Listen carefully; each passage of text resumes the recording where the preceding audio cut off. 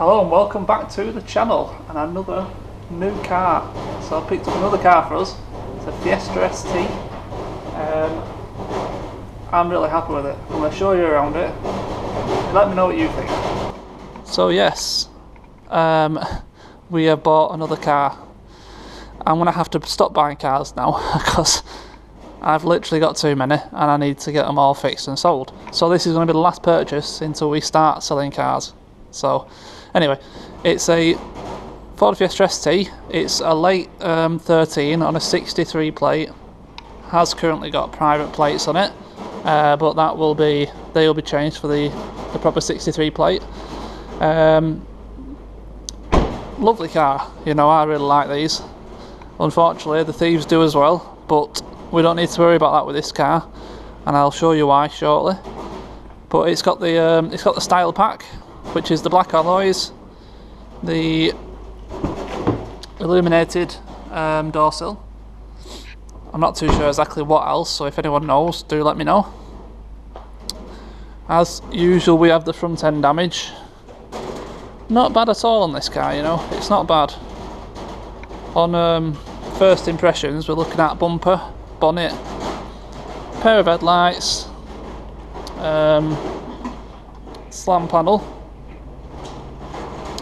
and then you've got to presume radiator and air conrad, but we've got a full coolant header bottle, so it's a good chance the radiator's going to be fine. Not too sure about this headlight yet, but we need to do the full strip down to find out the full extent of the damage. But this video is just to show you what I've got. No damage down this side, so it's a little bit dark on this side of the car.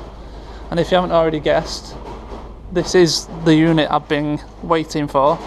Some of the guy's stuff is still in here, but you know, we're working towards getting it emptied in just for us. But this is a far better situation than what we're in using my drive at home. So anyway, we'll carry on. So no damage down this side, all nice and straight. The back end's perfect, no damage on the back. I'll have a little look in the boot. So we've got our parcel shelf. Quite often they go missing in salvage yards. Let's have a look under here. Someone's obviously already had a look. We've got our spare wheel. Have we got the tools? Yes, we have. We have the tools. Not sure why that's unscrewed, but hey. So that's good. I'll put that back. Very clean. To be honest with you, the whole car in general is very clean. The inside was pretty much immaculate. You know, the person who owned this car has obviously been looking after it. You know, they've got literally brand new Michelin Pilot Sport 3s all round. So they're not cheap tyres, you know. All the discs feel fine. I haven't really checked the pads, I'll be honest. But you know, it's not got a mark on it except for that front end damage. So it's been a looked after car. So I'm really happy with it. So we'll have a look inside. These seats are so supportive. I've never been in one of these, you see, so I didn't know what to expect, but the seats really do hug you. And we've got nice low mileage. All we have is 39,000. Interior, like I said, is spot on. These bits of trim I've pulled off. Again, I'll explain shortly. A little gear stick hat. I'm not really sure about that. What else have we got? This is an ST2, so it's got the Sony system, it's got the heated seats, keyless start. Not well up with my Fords, I'll be honest, so there's probably other bits and pieces I don't know of. Just the standard ST stuff in here. Oh, This car as well also came with, if I can find it, a service book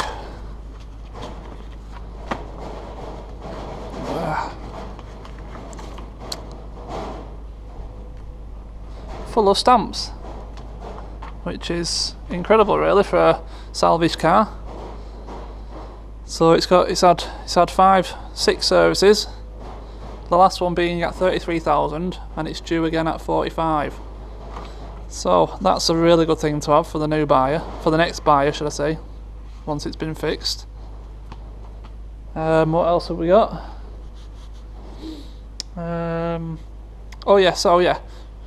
So I mentioned at the beginning of the video, these cars are prone for being stolen.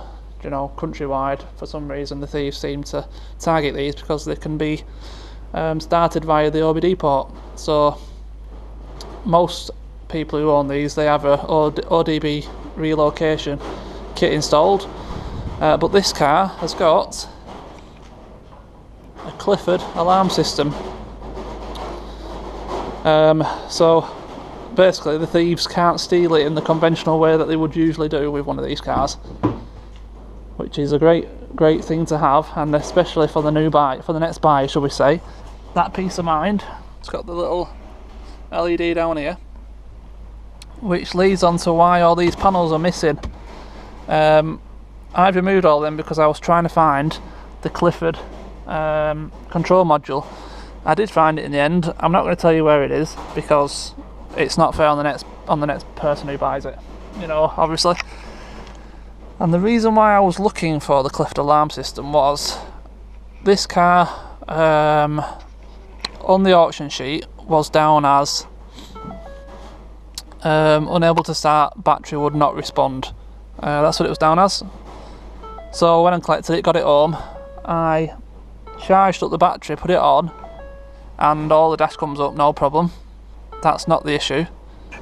We'll just turn it off again, 1 second. The Clifford Immobiliser. Oh, there's an owl. Oh.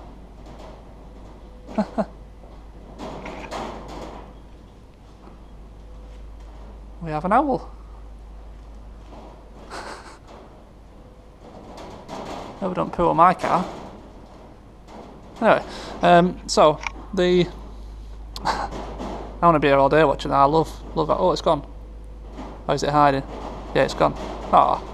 Anyway, so the Clifford alarm system doesn't seem to be an issue. You can lock it, it beeps, unlocks, beeps twice, unlocks the car, no problem. This Clifford alarm system operates off the standard car fob, so there isn't any other fob for it. Turns on, turns off, no issues. So it's unarmed. You get in the car. Ugh. You shut the door, press the power button, lights come on, no problem. Push down the clutch, press the button. It starts and cuts off instantly. That is fuel cut off. For 100% it's fuel cut off. I'm pretty much convinced it's nothing to do with the Clifford alarm system because that operates fine. It's possible it's the standard Ford Immobiliser, because every so often on here I do get that message, battery low, replace battery, but it opens and closes off the fob, no problem. And if we try start it again, starts and then cranks and stops. Now you turn it off, prime the fuel pump a few times again.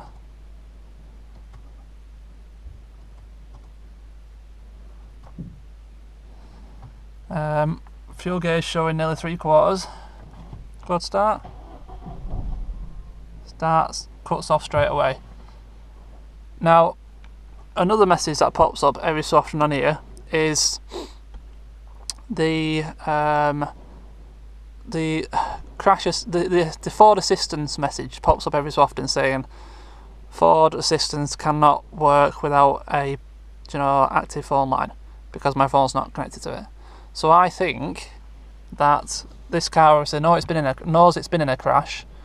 There's some form of inertia switch or, you know, fuel cut-off switch somewhere that I don't know of. It might show that message now.